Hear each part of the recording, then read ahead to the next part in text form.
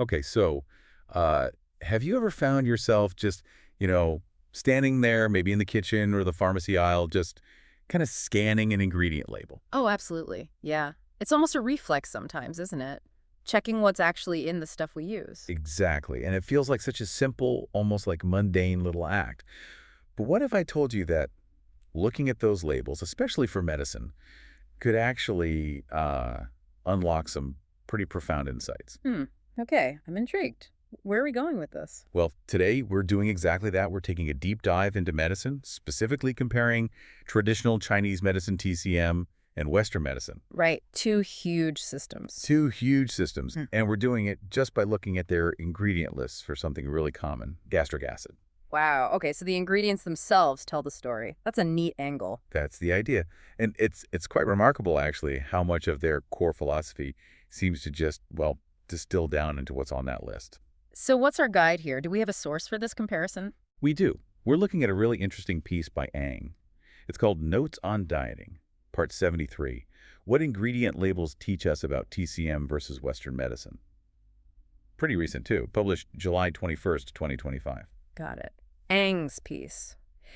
And our mission then is basically to unpack these really distinct approaches to healing, just based on the ingredients. Precisely, to see what those lists reveal about how they think about health and illness. Okay, so what's the first thing that jumps out when you put these labels side by side, according to Ang? Well, it's the visuals, really. It's quite striking. Ang points out that for the TCM approach to gastric acid, you see this surprisingly extensive list of ingredients. Extensive meaning just a lot of stuff. Yeah, exactly. Like your first reaction is, whoa, okay, that's quite a mix. But then you look at the Western medicine alternative for the very same problem. And And it's comparatively really compact, a much shorter list. okay. So long list versus short list. That difference alone starts to, hint at something deeper, doesn't it? It really does. It immediately makes you ask, why? Why the difference? Exactly.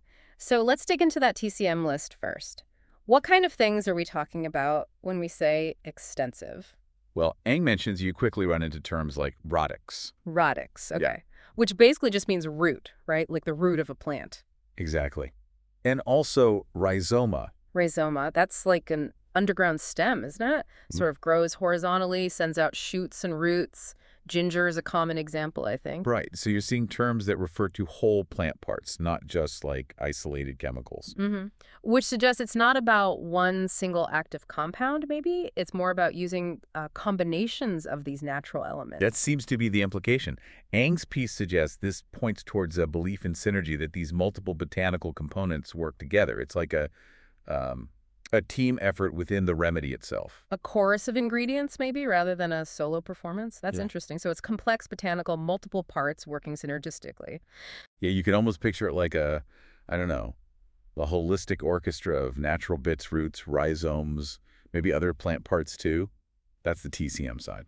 Okay. So then, the contrast. The Western medicine equivalent, Ang called it compact. How compact are we talking? Well, Ang highlights it involves just 4 components. Four. Seriously, down from that whole orchestra to just four players. Just 4. It's such a stark difference, isn't it? It Mhm. immediately makes you think, okay, what are those 4? Because that must reveal a lot about the Western approach. Absolutely. Now, Ang's piece doesn't spell out the exact four chemicals, I assume. No, it doesn't name them specifically. But we can probably make some educated guesses, right? Based on common Western treatments for gastric acid. Yeah, I think so. Yeah. What would those typically be? Well, you'd likely find something like an antacid, maybe calcium carbonate or magnesium hydroxide. Their job is just, boom, neutralize the acid that's already there. Quick relief. Okay, direct neutralization. Hmm. Makes sense.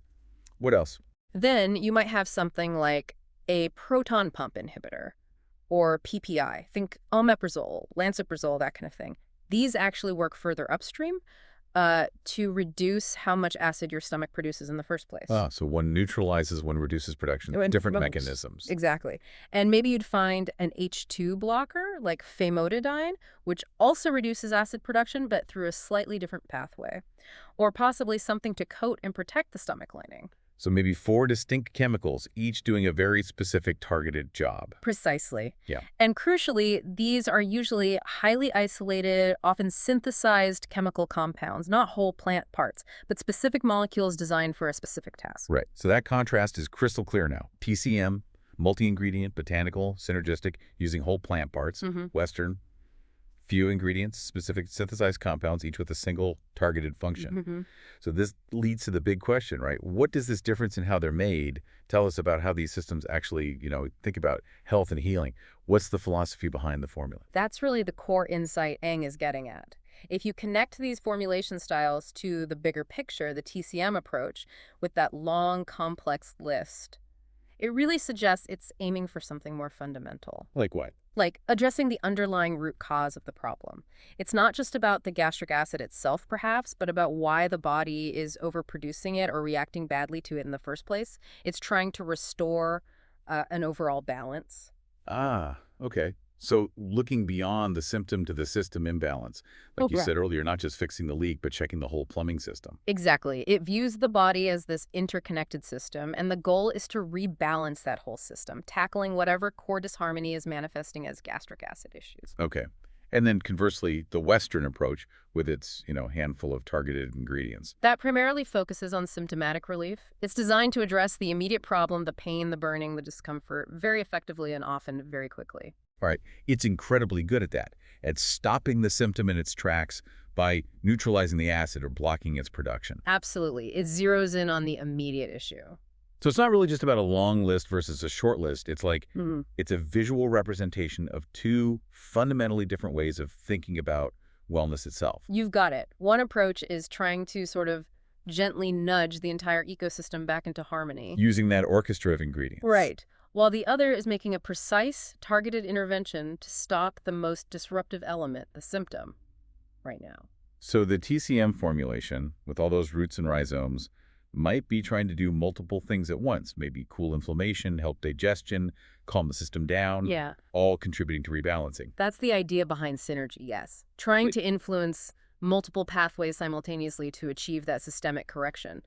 Whereas the Western medicine, with its, say, 4 specific molecules, is engineered for efficiency in managing the acute symptom by hitting very specific molecular targets we've identified. wow.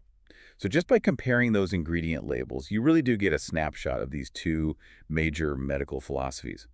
Holistic, systemic rebalancing versus focused acute symptom management. It distills it down quite elegantly, doesn't it? It really does. Okay, so let's try and wrap this up for everyone listening. What's the main thing you should take away from this deep dive? I think the core takeaway, looking through Eng's lens, is that the simple act of comparing ingredient lists for something like gastric acid medicine really highlights a fundamental difference in approach. Right, you can almost see the philosophy. Exactly. You see, traditional Chinese medicine generally aiming to rebalance the whole system, to address that underlying root cause. Manifested in that longer, complex botanical ingredient list. Precisely. And then you see Western medicine primarily focusing on providing efficient, targeted relief from the immediate symptoms. Reflected in that shorter list of specific, often synthesized components. Yeah, just to reiterate those key details, that extensive list in TCM, using terms like radix for root, rhizoma for those underground stems, pointing to whole plant parts working together. Compared to the, just 4 components Ang mentions for the Western alternative, each likely a specific chemical doing a specific job. It's a really powerful illustration laid bare right there on the label. 2 very different ways of thinking about healing, each with its own significant strengths and applications. Definitely. So maybe the next time you find yourself glancing at an ingredient label, whether it's food or a supplement or even just a simple cough syrup, maybe pause for a second. What should they think about? Well, think about this distinction we've been discussing. Mm-hmm. How might these deeply different philosophies, chasing the root cause versus managing the immediate symptom, how might that shape not just the pills we take, but maybe our whole understanding of what health means? That's a great point. Does it influence how we even define getting better or being well within different traditions? Right. Does our default approach lean more towards quickly fixing the symptom that bothers us most? Or are we sometimes looking for that deeper systemic rebalancing? It's kind of fascinating when you see it reflected so clearly just from a list of ingredients. Definitely something to mull over. Root cause versus symptom relief. Writ small on a label, but writ large in how we approach well-being. Exactly. Something to chew on, perhaps, until our next deep dive.